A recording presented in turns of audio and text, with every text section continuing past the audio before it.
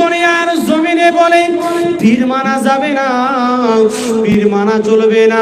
ও ভাইজানের আপনার কাছে বিনয়ের সাথে বলবো, আমার পীর যদি ভালো রাস্তায় আহ্বান করে, পীর যদি ভালো রাস্তায় দিকে নিয়ে যায়, নামাজের কথা বলে, কোরআনের কথা বলে, হাদিস পাকের কথা বলে, আপনারা উত্তর দেন মানব কিনা? কথা কয় না। ও ভাইজানেরা, এই জামানার মুর্শিদ আল্লামা সুফি মুফতি আজান গাজী রহমাতুল্লাহ আলাইহি তিনি একটা দরবারকে সাজিয়েছেন, দুনিয়ার অন্য কিছু নাম দেয়নি রে বাপ। তিনি সর্বপ্রথম নামকরণ করেছেন, তিনি নাম দিয়েছেন হাক্কানি আঞ্জুমান। জোরে বলুন, একটু জোরে বলুন। এর মানে হলো সত্যের সংগঠন, ঠিক কিনা? আল্লাহ রসুলের জামানায় এক একটা সংগঠন তৈরি হয়েছিল। এক একটা সংগঠন তৈরি করার পরে আল্লাহ রসুল তাদেরকে আদেশ করেছিলেন, যাও এদের এই সংগঠনে দাখিল করে দাও, এই সংগঠনের মধ্যে এদেরকে প্রবেশ করাও। কেন? এই সংগঠনের মধ্যে যদি আনতে পারো তাহলে মানুষ সাচ্চা পথে চলবে, ভালো পথে চলবে। তাই জামানার মুর্শিদ আল্লামা সুফি মুফতি আজান গাজী রহমাতুল্লাহ আলাইহি তিনি একটা সত্যের সংগঠন খুলেছে। জোরে বলুন।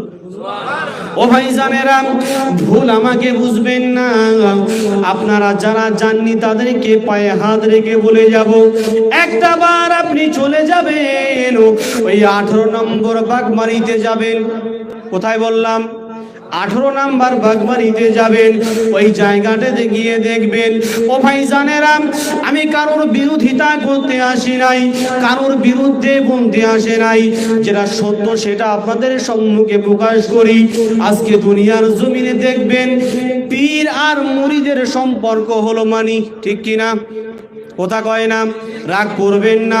আমার জামানার মুর্শিদ আল্লামা সুফি মুফতি আজান গাজী রহমাতুল্লাহ আলাইহি তিনি এমন একটা পীর, এমন একটা শায়েখ, এমন একটা উস্তাদ, এমন একটা রাহবার।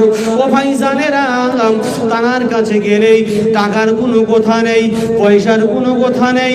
ও ভাইজানেরা, একটাই কথার উত্তর দেবে, বাবা বিনা কাজায় 5 ওয়াক্ত নামাজ পড়ো। জোরে বলুন। জোরে বলতে পারলেন না? সুবহানাল্লাহ। তার কাছে যাবেন, কোনো টাকার গল্প নেই যে আমার কাছে এলে এত টাকা দিতে হবে, হাদিয়া দিতে হবে, নজরানা দিতে হবে। আমার মুর্শিদ বলছেন, বাবা আমার কাছে কোনো টাকা পয়সার কোনো গল্প চলবে না। জোরে বলবেন না? সুবহানাল্লাহ। কি চলবে? তোমরা আমার কাছে এসো, এই ছোট্ট একটা নুরানি কুরআনি ওজিফার কার্ড নিয়ে যাও। জোরে বলবেন না?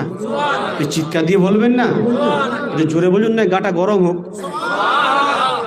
এই কোরআনি নুরানি ওজিফা নিয়ে যাও। কি আমি এতে কি আছে পরে বলবো ইনশাআল্লাহ। এই কার্ডটা তোমরা আমল করো, আর তোমরা কি করো? হাসতে হাসতে আল্লাহ পাকের জান্নাতে প্রবেশ করো। জোরে বলুন না সুবহানাল্লাহ।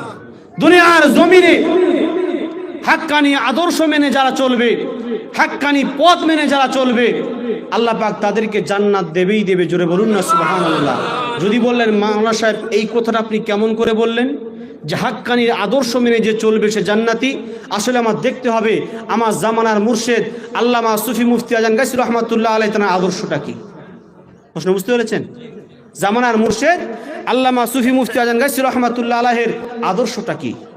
আমার জামানার মুর্শিদ আল্লামা সুফি মুফতি আজান গাজী রহমাতুল্লাহ আলাইহির আদর্শটা হলো আমার রসুলের আদর্শ। জোরে বলবেন না? একটু জোরে হবে না? ও ভাই